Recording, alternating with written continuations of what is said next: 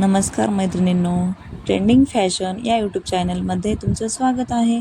महाराष्ट्रीयन कोल्हापुरी ठुशी हा महाराष्ट्राच्या पश्चिम घाटातील एक जुना पारंपरिक दागिना आहे.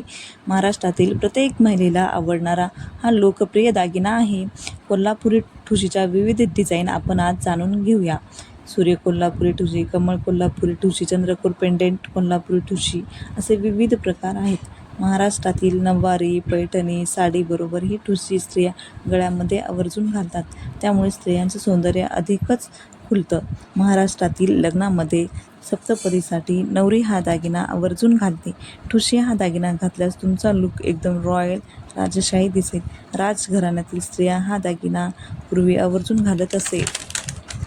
ही गोल्ड ठुशी मार्केटमध्ये कोणत्याही ज्वेलरी शॉपमध्ये सहज मिळेल. या ठुशीच्या ज्वेलरी शॉपमध्ये खूप सुंदर अशा डिझाईन तुम्हाला पाहायला मिळतील.